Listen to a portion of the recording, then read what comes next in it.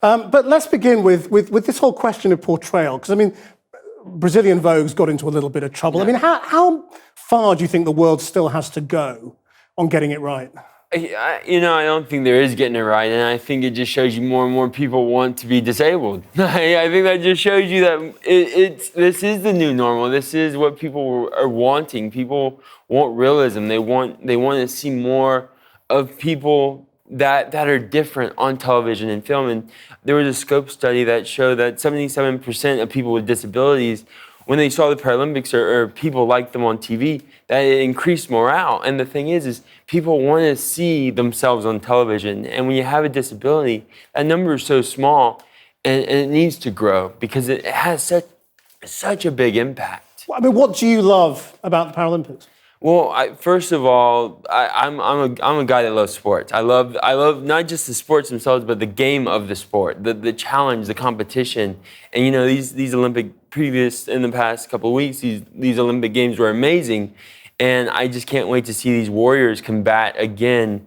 Just they have so much more drive and more anguish in them to win. They want to win. They need to win, and it just shows you when you see these people compete how badly they want it. I think in London 2012, a lot of us, like to think that it really did change attitudes to some degree. It may not have changed people's lives, disabled people's lives, but it certainly changed attitudes towards disabled people. And I wonder whether Rio can achieve a similar sort of leap. I think Channel 4 is definitely going to be pioneering that leap to changing the atmosphere and changing the vibe of how people view disability, especially with these Paralympic Games. And it really is important that we do show that honestly and wholeheartedly. I just see it's evolving so rapidly, but it takes time. This is something that takes effort and time, and you can't rush this. This is not something that we can just run and be like, oh, we're fixing this, we're changing this now. This takes a mindset change. Because, I mean, I want to ask you about your acting career as well, in that Breaking Bad obviously had, a huge effect on your career. It gave me a career. It gave you a career. But, I mean, the number of people with a disability you see in mainstream drama is still tiny, isn't it? It is. When it gets down to actually online representation, it's around 2% of people with disabilities on the screen, of speaking roles, which when you think about the grand scheme of the world when it comes down to disability, is not relevant. It doesn't equal. There's no equality with that. So do you think anything changed after your role on Breaking Bad? I think a lot has changed. I think Breaking Bad really pioneered a lot of TV shows and a lot of different writers to be more brave with their writing, to put people that you wouldn't normally see on television, to put them on television. And since we're having this discussion now, it's worked because we're having this discussion. We're continuing this discussion, and it's continuing to evolve and grow into something that we can't control. But are there other actors of the same kind of stature as you who have a disability in working in Hollywood? Yeah, I think there's quite a few of us. There's a big organization called IMPWD that's an organization inside of SAG-AFTRA, which is our union, that is doing just that, fighting for people with disabilities to get on the screen. And they're all working actors. They're all people that are professionals, that have everything from missing appendages to birth defects to what I have, and it's And what kind of roles? Because, I mean, you've played disabled characters, but you also played characters that were never written as disabled parts. I played a few of those in later date now. Only in the past couple of years I've played more of more normalized roles. But I think we have a long way to go, and I think that's not just the actor's responsibility, but that's casting, that's directors, that's producers.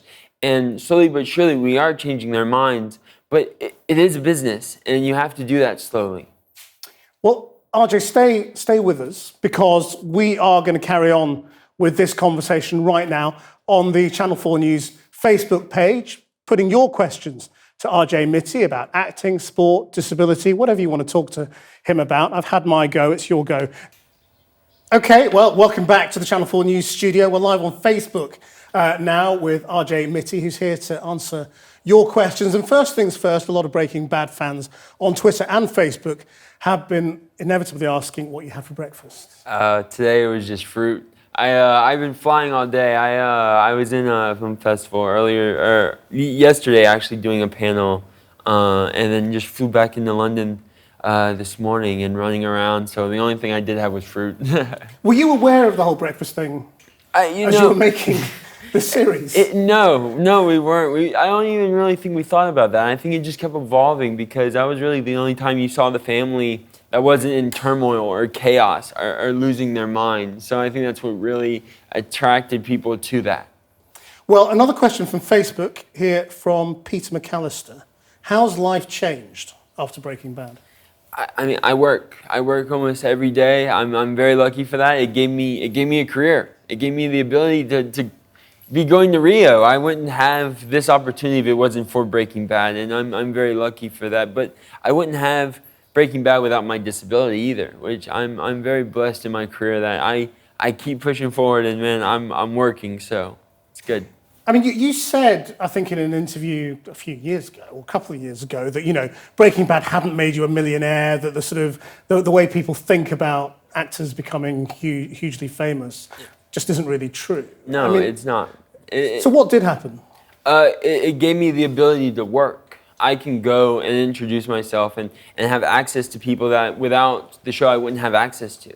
Because it reached so many people on a global scale that everyone in the world, to a degree, has seen Breaking Bad. And we were actually just talking about this other day with another comedian, talking about this guy was wearing Black Flag T-shirts in the rural parts of this country. That could you imagine that would reach so far? But that Breaking Bad was one of those things where it reached everyone and everywhere, and it just evolved beyond our belief. Wahida Shafi on Facebook asks, what would you be doing if you hadn't gone into acting? Probably fishing and sleeping. I don't know what I would do. You know, I wanted to be a Marine, like my grandfather.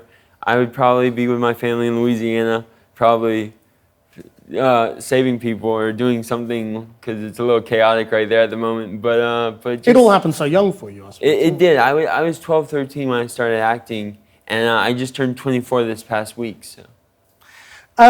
Gwen on Twitter has asked, how do we find a way to include people with disabilities in elite sport? By which I guess she doesn't mean Paralympic sport. Yes. But you know, because a lot of people have been talking about... I think just including just anyone into a sport, having able-bodied and disabled people in the same competition. I think...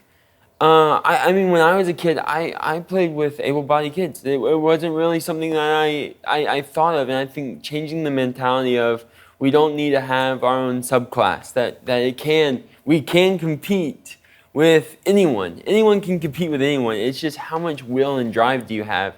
But that takes time in changing the perception of how we view disability, I think. I mean, do you think the ultimate destination is Olympics and Paralympics combined, integrated? I mean, I think why not? I think that's something that they can definitely grow towards. I think it takes time. I say let's start by taking that 2-week break in the middle off and start it with one or like a couple of days and jump into it. But I can't quite answer that one. Kazzy Whitehead asks, how else can people with a disability or a condition remove the stigma of not being able-bodied? I mean, live your life. I think that's the only way to really remove a stigma of when you see people that you think don't have access. Show people that you have access. Don't hide who you are. Don't hide your disability. Don't hide whatever it is that you're hiding. And I'm not just talking about physical disability. I'm talking about mental disability. I'm about to show who you are and what you are to the world. And I don't mean by like posting it on Twitter or Snapchat or whatever, but just when you want to go do something. You want to go rock climbing? Go rock climbing. You want to go paddleboarding? Go paddleboarding. You want to just show people who you are. Go do things that you want to do. A lot of people in life, and not just disabled people, but people in general, they don't do what they want to do. They hide themselves, and they're like, oh, well, we'll do it next week, or we'll do it 2 weeks from now, and then they never do it. If you want to do something, do it. Dee asks, do you have any role models or people you admire or are inspired by? For me, it wasn't anyone on television or film, but my grandparents were big inspirations for me. Both two vastly different people and two different families. One had a farm and the one had a ranch. One was in the oil business, and the other one was in insurance business. And it's definitely they were definitely big inspirations to who I am now, and they don't make men and women like that anymore. Christopher Berry has sent a question, which is, how are Paralympians viewed in America? I mean, I've always viewed them as warriors. I've never really not viewed these Olympians and Paralympians and Olympians. I view them all as warriors, which they are. I think in the last little bit, there was a little bit of lacking in promotion of the Paralympics, but in the last 2 weeks, I've definitely seen a big boost in promotion of the Paralympics. Because NBC have massively stepped up the amount of Paralympics They have. coverage they are doing as a result of London 2012. They have definitely, and I didn't see it up until like the last month, but I think they're definitely realizing that this is something that people want, and that's something that we have to show the networks, that people want to see real people. People don't want to see imaginary people. People don't want to see gloss and glamour. They want to see realism, grit, and truth. Complete change of subject from John. What are your thoughts on the US presidential race? Good luck, US. Just good luck. I can't. I don't know, man.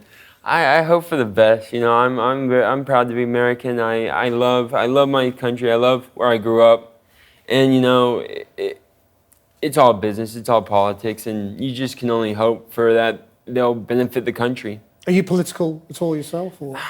My family was in political races. My family did campaigns for both Democratic and Republican parties. You know, it's just a lot of work. And you end up getting on a side that you necessarily don't want to be on. And I see the pros and cons of all of them, but I just try to stay out of it as much as possible because it's trouble. There's a lot of people out there that are trouble. So. Yeah. Mom Atua asks, what can the public do better for those that consider themselves disabled? I mean, there's a number of things that we can do. I think it goes back to stop hiding who you are. Don't be afraid. A lot of people live in fear. Now more than ever, people are afraid. People are afraid to be themselves. People are afraid to do things they want to do. And I think we have to stop living in lack and limitation and stop living in fear. Stop living in fear. Okay, final question from Malcolm. Do you find it insulting when actors play people with disabilities? You know, I think there's a fine line of where it's our job not to be ourselves. I think it's a great opportunity for an actor to play a disabled role because it takes them out of their everyday life and it puts them into a new light of a new way of living. Now, there's a lot of people that do call it in, and I think that's not okay. I think if you're going to do and be a disabled character on television, you have to give it everything. You need to know everything about that disability. You need to know everything about that character.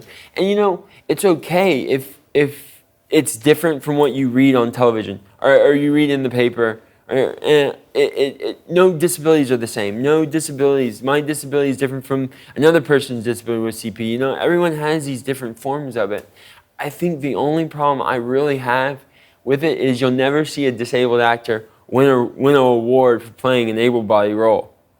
I don't think that will ever happen. But you will always see an able-bodied actor. I mean, it could with you, couldn't it? I mean, you're playing those roles. I mean, but at the same time, do they really consider me able-bodied?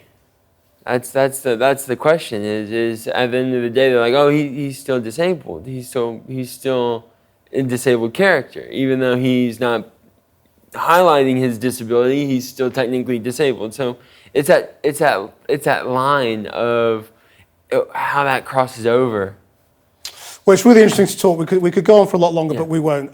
Just tell us, what are you going to be doing on the Paralympics coverage? I will be doing whatever Channel 4 asks me to do. I'm going to be all over Rio. I'm going to be trying to see as many games as possible. I'll be in the studio, in the streets, at the games. Wherever they need me, wherever I see that there is a need for me, I'm really excited to be able to. This will be my first time in Brazil, and I've only heard amazing things from the last leg guys from the 2012 here in London. So I can't wait to get down there with them in Rio.